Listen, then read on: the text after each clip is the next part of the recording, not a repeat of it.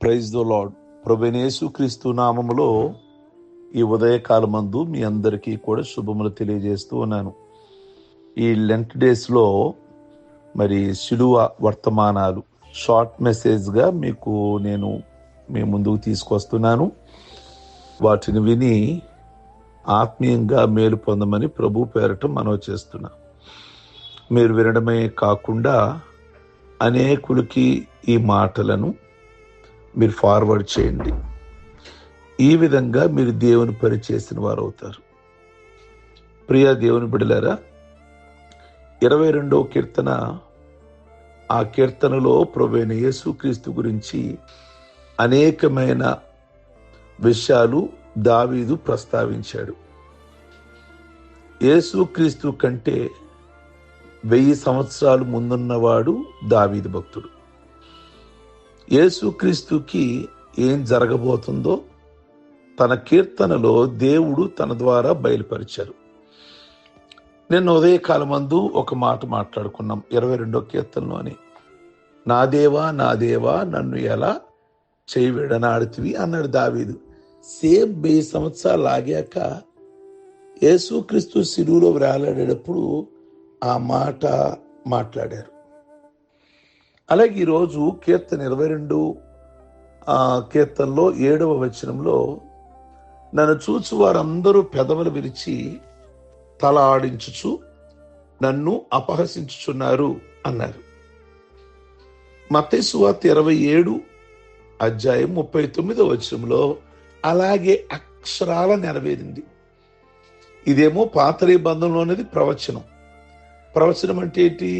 జరగబోయే విషయాన్ని చెప్పేదాన్ని ప్రవచనం అంటారు. అది యేసుక్రీస్తు జీవితంలో నెరవేరింది. అందుకే బైబిల్లో ఏది తీసేయడానికి లేదు. 0 అయినా 0.5 అయినా తీసేయడానికి లేదు.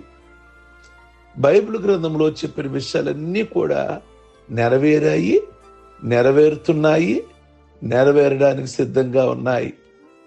ఇప్పుడు ఆయన అపహసించబడటము అనే మాట మనం దావీదు మాటల్లో మనకు కనబడుతుంది. ప్రియ దేవుని బిడ్డలారా, యేసుక్రీస్తుని ఆ గొల్గొతా కొండ మీద సిలువేసినప్పుడు అటువైపు వెళ్లే ప్రజలున్నారు. మొదటి వర్గము అనుకుందాం. ఆ మార్గాన వెళుతున్నటువంటి ప్రయాణికులు వాళ్ళు ఏమన్నారు తెలిసి, యేసు ప్రభువును చూసి, శిలువలో వేలాడుతున్న యేసును చూసి, దేవాలయమును పడగొట్టి 3 దినములలో కట్టువాడా, నిన్ను నీవే రక్షించుకో అని యేసయ్యని అపహసించారు. అంతటితో ఊరుకోక, నువ్వు దేవుని కుమారుడివైతే శిలువ మీద నుండి దిగిరా అని దూషించారు. నిజంగా ఈ మాటలు చాలా బాధ కలిగించే మాటలు. రెండోది పౌరుషాన్ని కూడా రప్పించే మాటలు. 3 దినాల్లో దేవాలయాన్ని కడతా అన్నావు కదా. ప్రభు అన్నది దేవాలయం గురించి కాదు, వాళ్ళకి అలా అర్థమైంది. ప్రభు చెప్పింది ఆయన దేహమే దేవాలయము. దీన్ని పడగొట్టండి అంటే నన్ను చంపండి, 3వ దినాన తిరిగి లేపబడతాను అన్న మాట వాళ్ళు ఆ విధంగా భావించుకున్నారు.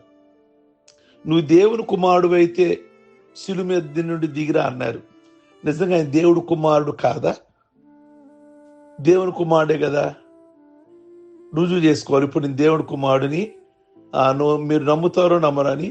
వాళ్ళు ఆ కొండ వైపు వెళ్ళేవాళ్ళు సామాన్యులు కనుక వాళ్ళ మాట ఈయన పట్టించుకోలేదు. కనుక ఒకవేళ దేవుని కుమారుడిని చూపిస్తానుండండి అని కొండ మీద నుండి దూకాడా? దూకలేదు కదా. నువ్వు దేవుడు కుమారుడు అయితే, కొన్నిసార్లు అంటావు నువ్వు మొగోడు అయితే అని పౌరుషం కలిగే విధంగా మాట్లాడతావు. అంటే అతన్ని రెచ్చగొట్టాలి, అతనిలో పౌరుషం రప్పించాలి అని. ఇప్పుడు వాళ్ళు మాట్లాడే మాటలు, నువ్వు దేవుడు కుమారుడు అయితే, సాతాను కూడా ఒకసారి అన్నాడుగా, నువ్వు దేవుని కుమారుడు అయితే కొండ మీద నుండి దూకు అని అన్నాడు. రుజువు చేసుకున్నాడా? అంటే రుజువు చేసుకోకపోతే నేను దేవుడు కుమారుడు కాను అని అర్థమా? ఆయన దేవుడు కుమారుడే. ఆయన వారి మాటలు పట్టించుకోరా. ఆయన ఎంతగా అపహసించారు అంటే, రోడ్డు మీద వెళ్తున్నోళ్ళు. ప్రియ దేవుని బిడ్డలారా, ఇంకో వర్గం ఉన్నారు.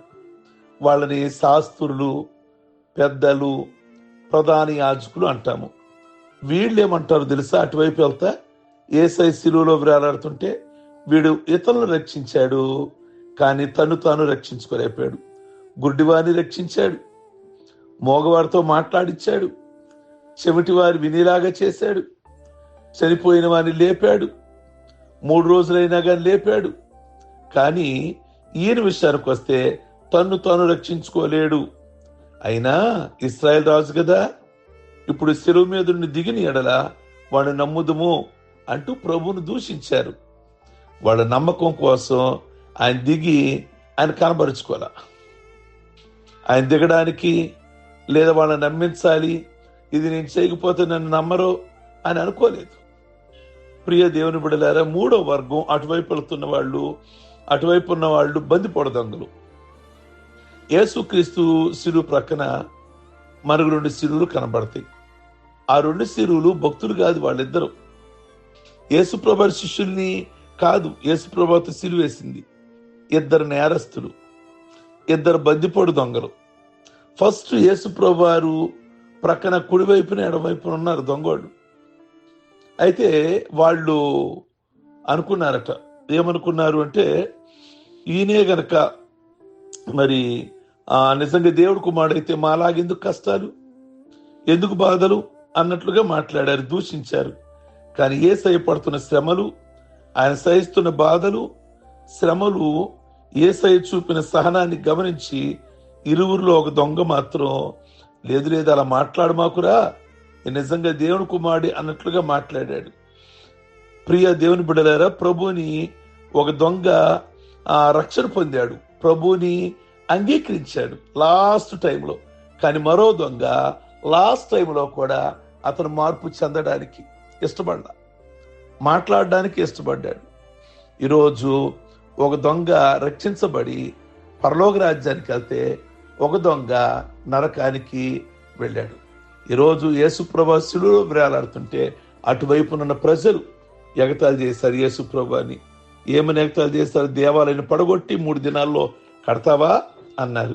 ఇక 2వ వర్గం వాళ్ళు ఏమన్నారు అంటే, ఇతను రక్షించాడు, గుడ్డి వారి కళ్ళు, మోగవారితో మాట్లాడించడం అలా చేశాడు, కానీ ఈయన మాత్రం రక్షించుకోలేడు. 3వ వాళ్ళు దొంగలు ఎగతాళిగా మాట్లాడిన తర్వాత యేసుక్రీస్తుని అంగీకరించారు. ప్రియ దేవుని బిడ్డలారా, ఈ రక్షణ కార్యము మనకివ్వడానికి, మనందరికి పాప విమోచన ఇవ్వడానికి, నీకు పాపాన్ని పాప విమోచన ఇవ్వడానికి యేసయ్య ఎగతాళికి గురయ్యాడు, అపహాస్యానికి గురయ్యాడు.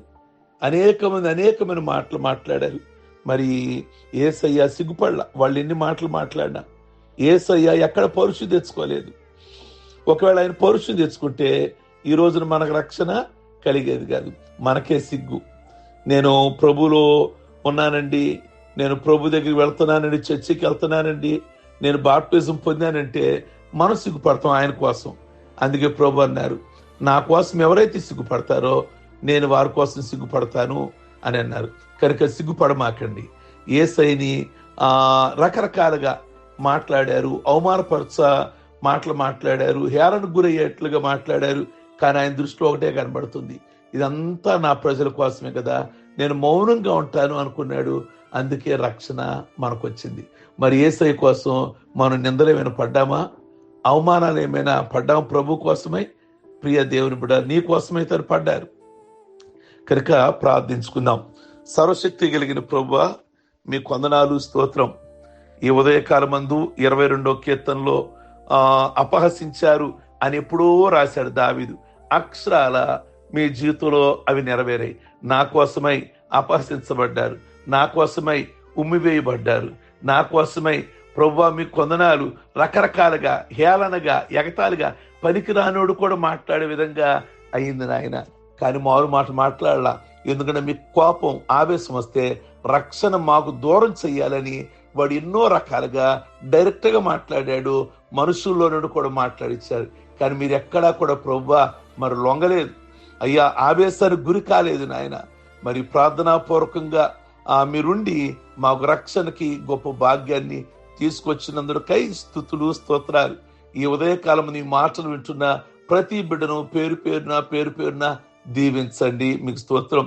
పెళ్లి రోజులు, పుట్టినరోజులు, రక్షణ పొందిన రోజులు చేసుకుంటున్న బిడ్డలందరికీ ఆయుష్ ఆరోగ్యాలు దయచేసి ప్రతి కుటుంబంలో వివాహాలు, ప్రతి కుటుంబంలో సంతానం, ఇంకా ఎవరు ఏ విధమైన ప్రేయర్ రిక్వెస్ట్ ఉన్నారో వారికి అందరికీ కూడా మేలు చేసి మీ ప్రత్యేకమైన దీవెన ఆశీర్వాదాలతో నింపమని యేసు నామములో అడుగుచున్నాం తండ్రి.